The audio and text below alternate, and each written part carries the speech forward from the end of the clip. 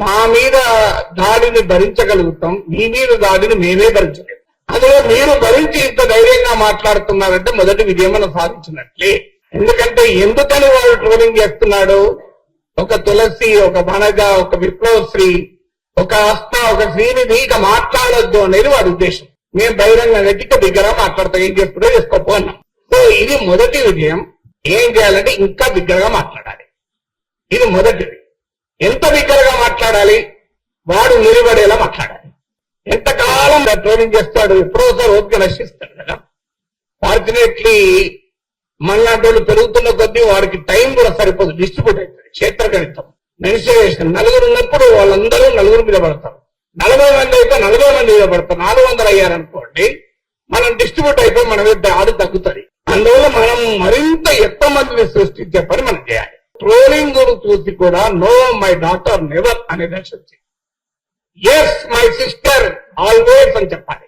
అలా మనము వందలాది మంది జర్నలిస్టులను తయారు చేయడం వల్ల ట్రోలింగ్ ఆపడం కాదు, ట్రోలింగ్ విల్ బికమ్ కాస్ట్లీ.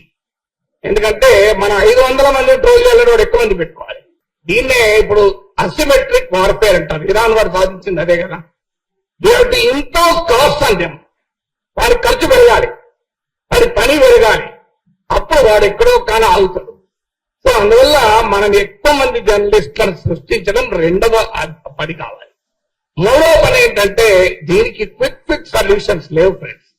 మీరు ప్రతి రాజకీయ 2 తెలుగు రాష్ట్రాల నాయకుల దగ్గరికి వెళ్ళి ఇక్కడ మహిళా జర్నలిస్టుల మీద జరిగే ట్రోలింగ్ గురించి మాట్లాడండి, వాడు డిఫెన్స్ చేసుకోలేరు. ఇప్పుడు ఇక్కడ వాళ్ళ మీద జరిగిన దాడిని వాడు సభ్య సమాజం ఎవరు డిఫెండ్ చేసుకోలేరు. సో అందువల్ల నాగేశ్వర మీద జరిగే దాడి గురించి అసలే మాట్లాడకండి, వాడు డిఫెండ్ చేసుకుంటాడు.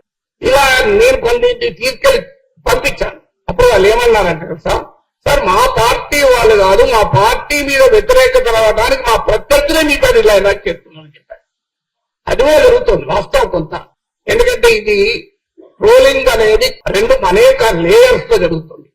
ఒక అతిపెద్ద లేయర్ పొలిటికల్ పార్టీల ట్రోల్ ఫ్యాక్టరీనే.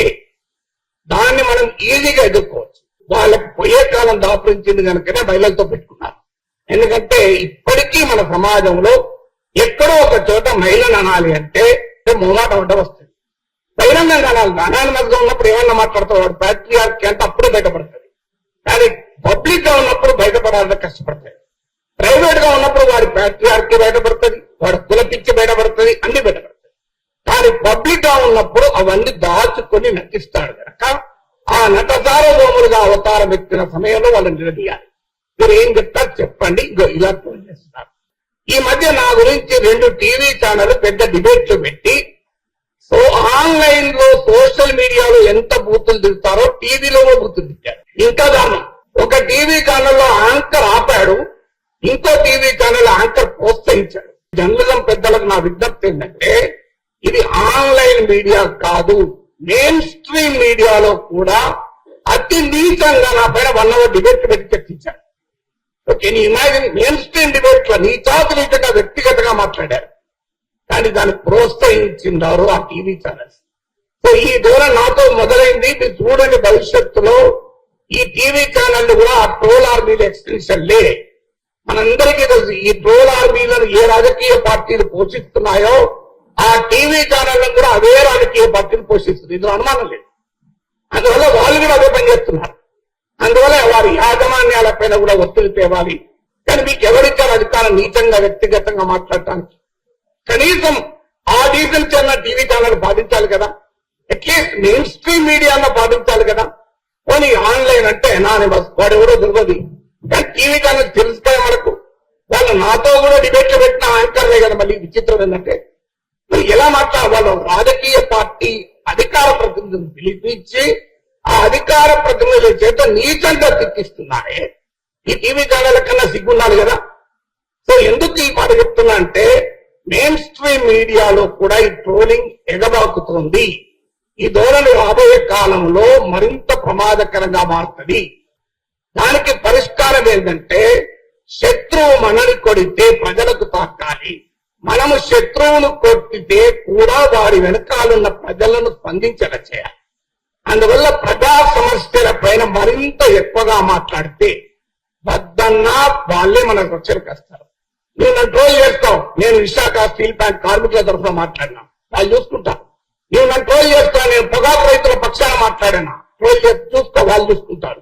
నువ్వు ట్రోల్ చేస్తావు, నేను ఆత్మ రైతుల పక్షాన మాట్లాడినా, నీవు ట్రోల్ చేస్తావు, నేను తెలంగాణ పోలీసులకు ఉద్యోగాలకు బాధపడుతున్న నిరుద్యోగుల గురించి మాట్లాడతా.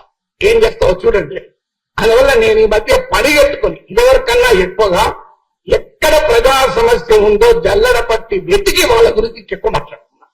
ఎందుకంటే అల్టిమేట్ గా ప్రజలే మన కవచము, అది గుర్తుపెట్టుకున్నాం. సో అందువల్ల మరింతగా ప్రజా పక్షాన విస్తారమైన జనం సమస్యలు మనం తీసుకొని వారు ట్రోల్స్ భుజాల మీద తుపాకు మనం కాలుస్తున్నారు కదా, మేము జనం భుజాల మీద తుపాకు పెట్టి ఈ సంగతి చెప్తాం. అప్పుడు ఏమంటారో చూడండి, మీరు మమ్మల్ని కొడతానంటే ఆ ప్రజలే మా రక్షణకు వస్తారు. అది మన అనుభవం అందరిది కూడా.